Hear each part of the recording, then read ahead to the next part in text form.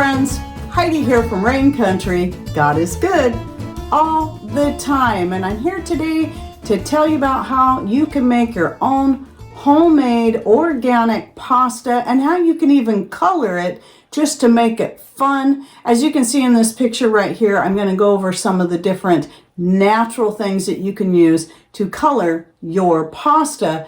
And I'm probably going to start off with that because when I get into showing you the pasta making process, you'll see me working with these colored doughs. What I used in that is the blue butterfly powder. It actually comes from the flower of the blue butterfly pea plant. And of course it's edible. And I've got beet powder here. Now this is actually beet juice powder. If you use beet powder, it's going to be a deeper red color, where this kind of has almost more pink tones, but this was what I used in that. I also used moringa powder, and so I used those three, and then how I got the purple color was to mix these two together. Some other options you can use for a lighter green would be moringa powder, for a gold color, turmeric, red cabbage powder, carrot powder, tomato powder, which does, instead of making more of a red, unless you add a lot, it's going to typically make it a little more of a darker orange.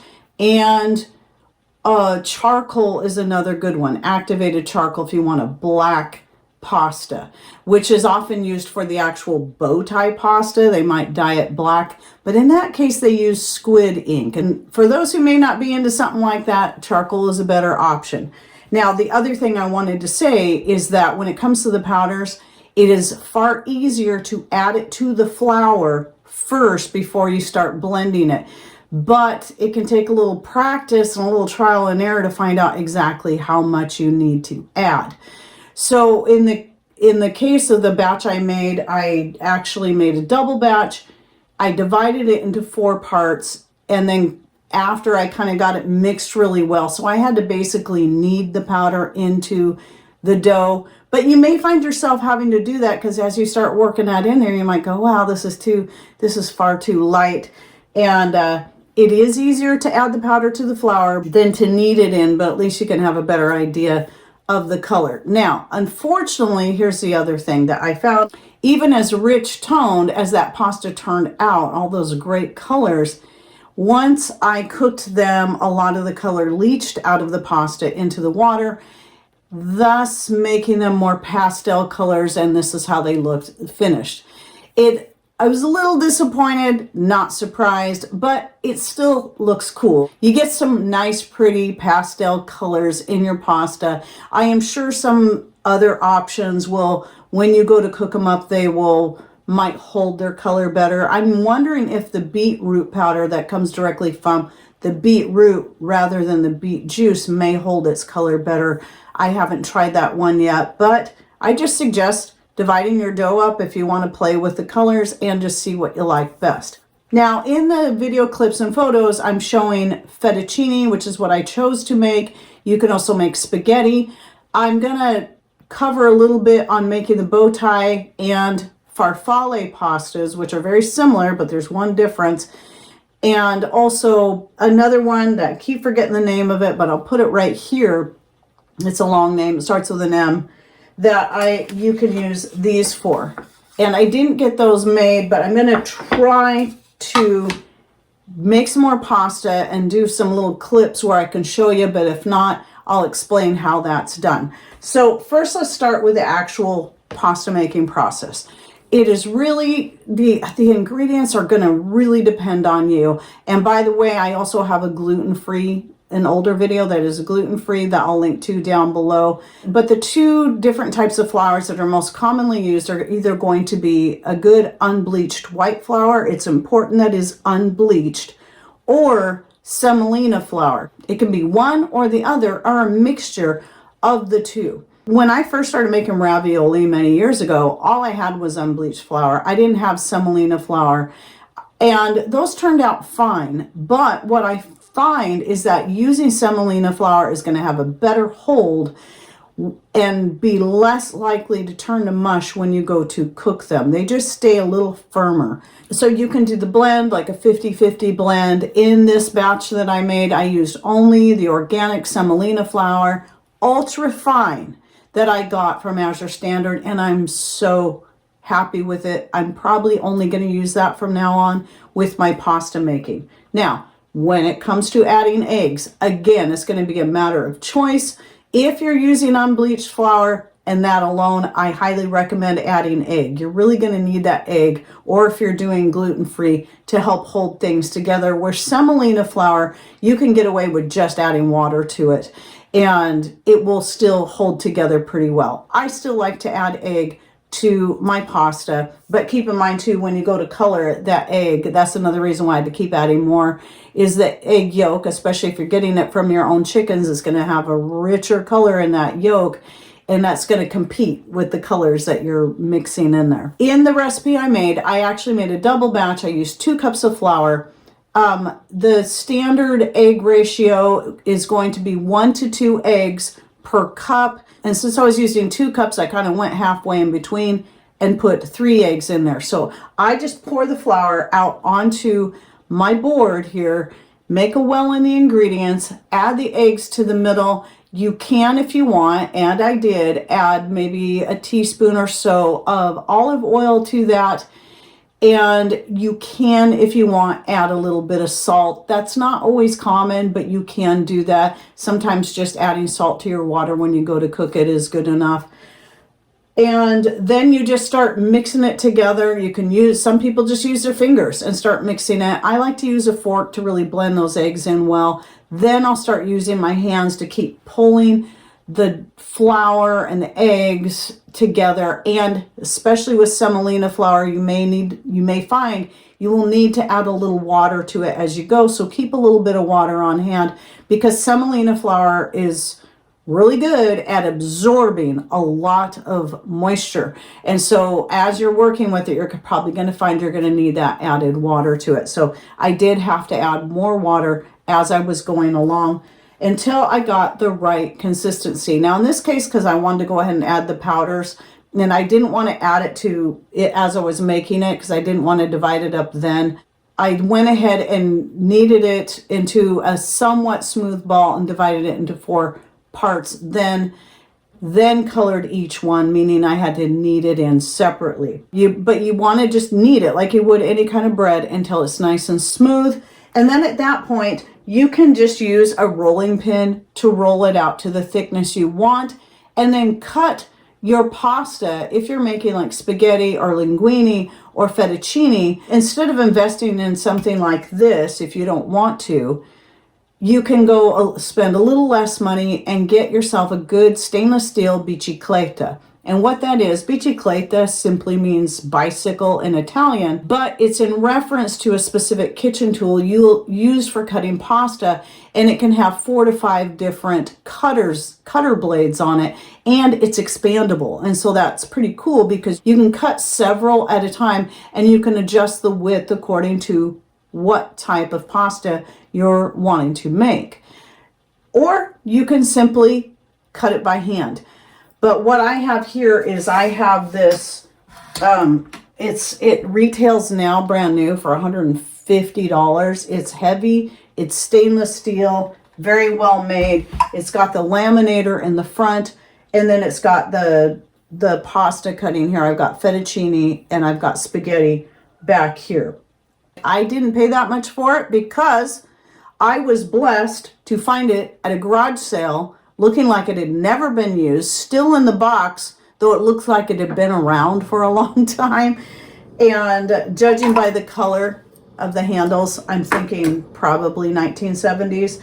But anyway, $3 I paid for this at a garage sale. So, you know, remember, when it comes to things like this, keep looking secondhand. You may be surprised at what you can find. You still use your rolling pin to roll your dough out so that it's easier to put through here, which is normally what I do. Just roll it out a little bit. It doesn't have to be take much, just a couple little rolls just to get it so it's thin enough that you can put it through this. Now this thing has different settings, and when I use it, the first time I put it on the lowest setting, number 1, which that means it's actually going to be the widest setting.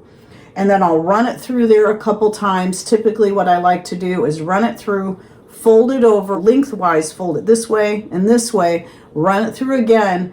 And then from there, I may just keep folding it in half because it will keep getting longer as well as wider. And as I'm doing that, I will tighten it up with each time it goes through there. And this goes up to 7, which is going to be the thinnest. I usually don't go that thin. Usually 5 is the thinnest I'm going to go, especially if you're going to make spaghetti. You don't want to roll it out as thinnest because it's going to fall apart when you go to dry it. Once I get that the way I want it and the size I want it, it's nice and smooth. And if I end up with a piece that's pretty long, I'll just cut that piece in half and then put that half in one at a time. So this handle, it comes out, and when you're using the laminator, you put it in here and you roll it out. It does clamp to the counter. And then if you're doing the fettuccine, you put that in here. If you're doing the spaghetti, you put it in here. I just put it in here because it's the part that sets up higher. And by the way, this whole piece comes off. But it's heavy, but it's very sturdy. And then once I run it through this thing, then I will hang them carefully on this pasta drying rack that Patrick had made me quite a number of years ago. You can also lay it out on a cloth to dry, just spread them out. There's all kinds of ways you can dry your pasta. You can immediately just cook the pasta if you want. I tend to like to let it dry for several hours. So typically what I'm going to do if I want to cook it up that night for dinner, I'm going to get it done early in the day so it has several hours to dry, and then I'll cook it up. Now when I go to cook it, I want to make sure that my water is boiling very, very hot before I add the pasta in there. And you may find too that even with the semolina, as it's drying, especially if you're doing spaghetti, your pieces may start to break off right here where they hang. That's fine. Usually they're pretty long anyway. And that's okay. You might think, oh no, this is going to fall apart when I go to cook it. No, it won't. It actually, once you add it to that hot water, it holds together very, very well. It takes a lot more to break it than when it's in its more fragile, dried form. It's not like the kind of pasta you buy in the store that's really hard. It is definitely more delicate. Now I'll show you here. This is what's remaining of the colored pasta I made the other day. It was coated in flour, and so you can see that right there. But it is a lot more delicate. It breaks very easily. But again, when you cook it, it holds together quite well. So for the bow tie pasta, what you want to do is, this is where a bicicletta would be handy, because then you can cut your strips with that. Where this, you wouldn't be able to cut your strips in the right size because it'd be too narrow. But you want your strips to be about 1 inch wide. You're going to want your pieces to be approximately 1 inch by maybe 1.5 inches. And then you're going to take those pieces, and to make the bow tie pasta, you're just using a blade like either a pizza cutter or the bicicletta, and you're just cutting them straight, and then you just pinch it in the middle. Just grab the middle of that pasta and pinch it, you got a bow tie.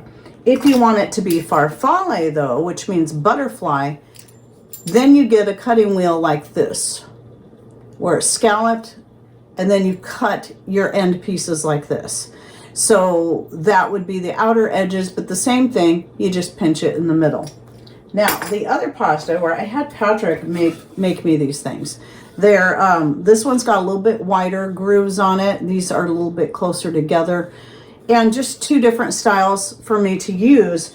And this can be something that if you're just wanting to make little small pastas, you basically just take little chunks and you just roll it across there with your thumb. You just roll it, and it's going to add grooves to it. Same thing with this. If you go straight across, it's going to make lengthwise grooves. If you go at an angle like this, it's going to make it look more swirled. And so that can be a fun way just to add texture if you're just wanting a smaller pasta that's not necessarily, like linguine spaghetti or fettuccine. And you can add that texture, which not only gives an interesting look, but it also helps to hold your sauce onto the pasta. But when it comes right down to it, you really don't have to have a whole lot of fancy tools to make pasta. Just like if you see my ravioli video, which I'll link to down below, I just use a rolling pin with that, and then my pizza cutter when I go to actually make the pasta, and everything else is done on here. And I'm not going to use this for drying it. Once I have the ravioli all put together, I lay it on a clean towel or board and then just let it air dry for the day and then cook it in the evening. I hope you found this video helpful and realize pasta making is so super simple. And what I'm going to do is I'm going to link you back to a very thorough video of a guy making all different kinds of pastas, talking about different kinds of recipes, all different shapes. There's so many more out there you can make, and I'm going to link you to that down below. It was where I got the idea for this, because I thought, that'll be a fun thing to try. And so you can get some more ideas there when it comes to shapes, or even the different types of blends of flour, eggs, water, etc. In the long run, you can really save money making your own pasta. I still like to have some packaged organic pastas that I put up for long term, and I can grab them and use them whenever, but it really doesn't take that long to make the pasta yourself. There's not much involved, and especially if you're buying your ingredients in bulk, like I bought the 25-pound bag of the ultra-fine organic semolina flour from Azure Standard, and that was way cheaper than, by the pound, than what I bought several years ago when I just got like a little bag of semolina, and it wasn't even organic. And yes, you can vacuum seal your pasta into jars if you want to make a whole bunch at once and just put it up. That does work, by the way. And you don't even have to air dry it. You can even dry it in a dehydrator if you want to speed it up, like especially if you're talking about like the bow tie pasta or any of those little smaller pieces, if it's something you're wanting to put up for long term like that. So anyway, hope you enjoyed this video. Thanks for watching. Take care and God bless.